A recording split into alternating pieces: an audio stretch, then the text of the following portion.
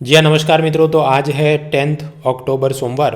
देखते हैं Indian express में जाने लायक चीज़ क्या। तो भाई पेज 1 2 3 4 5 में कुछ नहीं, इधर उधर के पॉलिटिक्स के समाचार हैं। पेज 6 पे यूजीसी अलग अलग कॉलेजों को ज़्यादा स्वतंत्रता देने के लिए, कॉलेज को ऑटोनॉमी देने का मतलब क्या।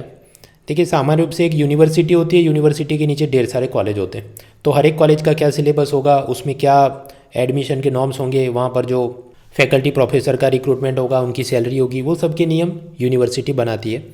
तो जब हम कहते हैं कॉलेज को ऑटोनॉमी दी जाए, मतलब कॉलेज खुद से अपना तय कर ले यूनिवर्सिटी के झंडे के बाहर कि हमारा एडमिशन के नॉर्म्स क्या होंगे, एंट्रेंस एग्ज़ाम क्या होगी, फी स्ट्रक्चर क्या होगा, फैकल्टी रिक्रूटमेंट के नॉर्म्स वगैरह वगैरह।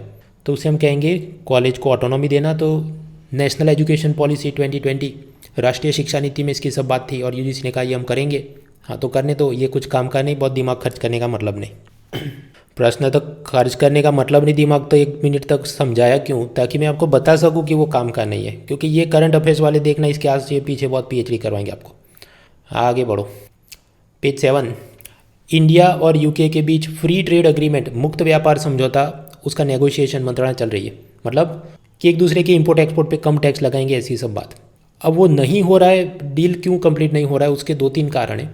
कुछ समय पहले ये यूके के एक आध मिनिस्टर ने ऐसा कहा था कि भारत के साथ कुछ फ्री ट्रेड अग्रीमेंट करेंगे और उसमें वीज़ा के नियमों को सरल किया, तो भारत की पब्लिक ही, इंडिया की पब्लिक ब्रिटेन में आके रहती है और उनका वीज़ा का अवधि समाप्त हो जाए फिर भी वो वापस भारत नहीं जाते, ओवर स्टे करते हैं वगैरह वगैरह। उसके चलते भारत सरकार नाराज़ थी। हालांकि बाद में वो जो भी मिनिस्टर था उसने तो रिज़ाइन कर दिया, तो वो तो एक मामला ख़त्म हुआ। लेकिन फिर भी अपना फ्री ट्रेड अग्रीमेंट की नेगोशिएशन अभी तक कंक्लूड नहीं हुई, क्योंकि अभी 2 और मुद्दे आ गए हैं।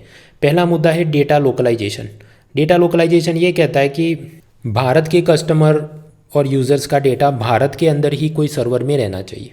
तो क्या ऐसा होना चाहिए कि नहीं, उस पर इंडिया और यूके के बीच कुछ मतभेद है। तो ये एक तकलीफ हुई। दूसरी तकलीफ ये है कि भारत सरकार के कोई कॉन्ट्रैक्ट हो, हाईवे बनाना है, कोई एम्बेसडर कार खरीदनी है, तो ऐसे पब्लिक कॉन्ट्रैक्ट के अंदर क्या ब्रिटेन की कंपनियां भी अप्लाई कर सकती हैं कि नहीं। तो भारत सरकार कहती है नहीं, हमारी लोकल इंडस्ट्री को हम तो प्राधान्य देना चाहते हैं, प्रेफरेंस देंगे।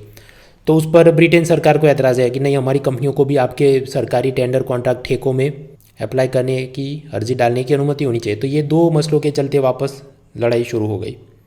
मित्रों, नॉर्थ ईस्टर्न काउंसिल NEC, उसकी मीटिंग हुई। अब उसमें कौन कौन से मेंबर होते हैं वगैरह, वो करंट अफेयर्स की महीने की PDF फाइल आए, उसमें आप देख लेना। यहाँ पर अपने भारत के होम मिनिस्टर, गृह मंत्री अमित शाह ने ये कहा कि नॉर्थ ईस्ट, उत्तर पूर्व के राज्यों में फिजल डिसिप्लिन यानी राजकोषीय अनुशासन, उसका मतलब क्या हुआ कि सरकार को, स्टेट गवर्नमेंट को जो टैक्स में पैसा आता है उसके हिसाब से वो गवर्नमेंट स्कीम चलाए। ऐसा नहीं दे दनादन फ्री बाय रेवड़ी कल्चर की सबको मुफ्त में अनाज दे देंगे, 300 यूनिट बिजली दे देंगे, महीने में 1000 रुपये बैंक में ट्रांसफ़र करेंगे, ऐसा सब नहीं होना चाहिए। इससे पहले भी पुराने इकोनॉमिक सर्वेज, आर्थिक सर्वेक्षणों में ये कहा गया था कि नॉर्थ ईस्ट के स्टेट्स, जम्मू कश्मीर और दूसरे स्पेशल कैटेगरी स्टेट्स, विशेष श्रेणी के राज्य, उनको ये प्लानिंग कमीशन यानी योजना आयोग ने थैला भर भर के पैसा दिया था। उसके चलते उनकी सरकारें, स्टेट गवर्नमेंट्स आलसी हो गई, उन्होंने कुछ अच्छा काम नहीं किया। तो ये एड कर्स यानी जो अनुदान में पैसा मिला वही उनके लिए अभिशाप बन गया है। So this is one of the many reason. उसके अलावा और भी क्या कारण है, नॉर्थ ईस्ट क्यों पिछड़ा है, इंसर्जेंसी, उग्रवाद की समस्या है, कनेक्टिविटी अच्छी नहीं है वहाँ पर, रेल रोड इंफ्रास्ट्रक्चर जो होना चाहिए वगैरह वगैरह। आगे बढ़ते हैं पेज 8।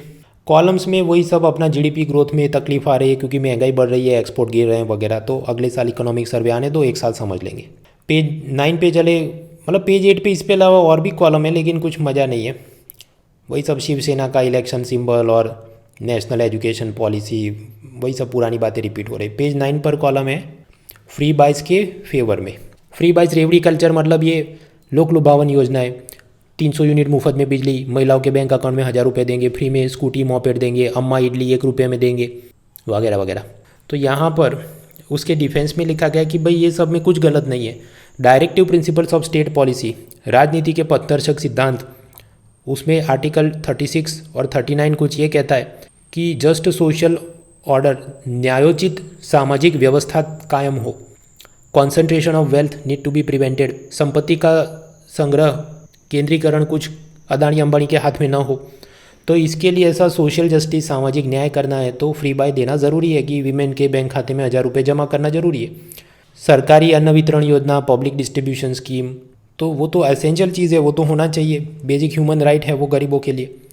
बिजली पानी भी मुफ्त में दिया जाए, या एटलीस्ट मिनिमम जितना चाहिए उतना सबको दिया जाए, चाहे वो अफोर्ड कर सके कि नहीं, ये ज़रूरी है। कैश ट्रांसफ़र देना वो भी ज़रूरी है, क्योंकि बहुत सारी योजनाओं का पैसा बीच में लोग खा जाते हैं, तो सीधा बैंक अकाउंट में जाए तो अच्छा होगा।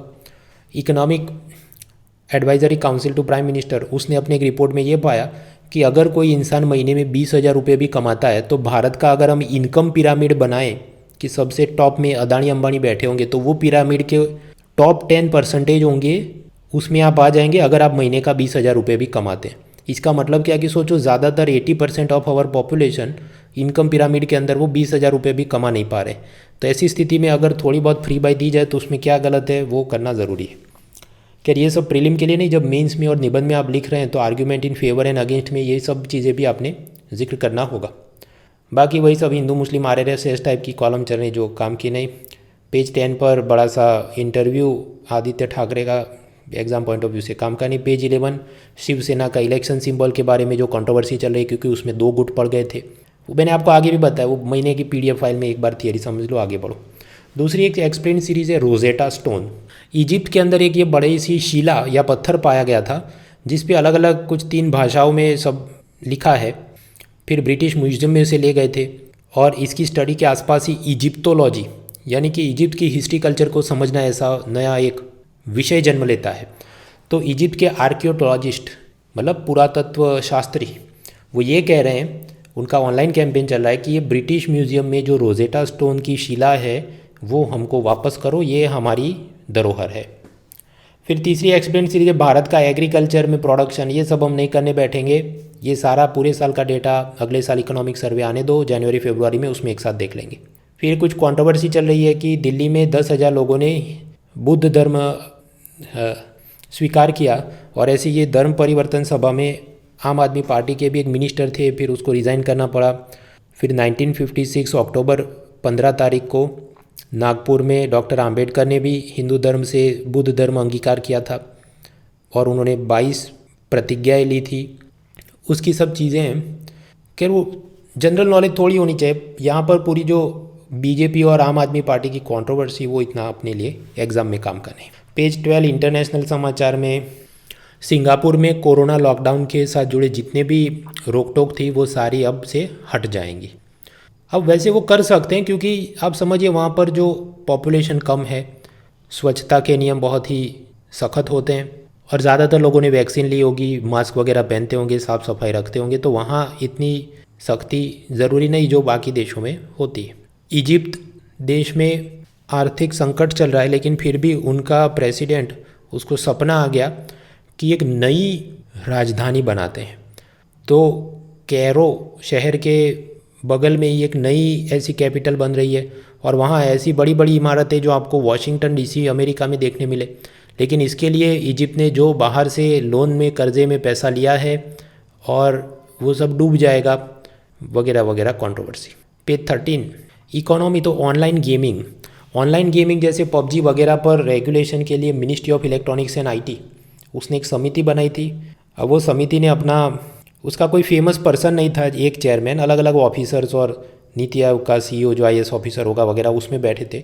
उन्होंने अलग अलग सजेशन दिए हैं, रिपोर्ट सबमिट किया है। जानने लायक चीज़ों में पहला कि ऑनलाइन गेमिंग को रेगुलेट करने के लिए एक रेगुलेटरी बॉडी बने, नियंत्रक संस्था बने। दूसरा, जब हम ऑनलाइन गेमिंग कहते हैं तो उसमें कुछ होता है गेम ऑफ स्किल, कि जैसे PUBG, तो आपको वो उसका मोबाइल में कितनी जल्दी आपकी उंगलियां तेज़ चलती हैं और आप जीत जाएंगे या हार जाएंगे, तो वो गेम ऑफ स्किल, कौशल्य का खेल है वो। और दूसरा होता है गेम ऑफ चांस, कि ऐसे जुआ खेलो, ऑनलाइन पत्ते खेलो, वो रोलर घूमता है और बीच में आपका नंबर लगा कि नहीं, ऐसा कुछ खेलो, तो वो तो जुआ हुआ, गेम ऑफ चांस, संभावना का खेल।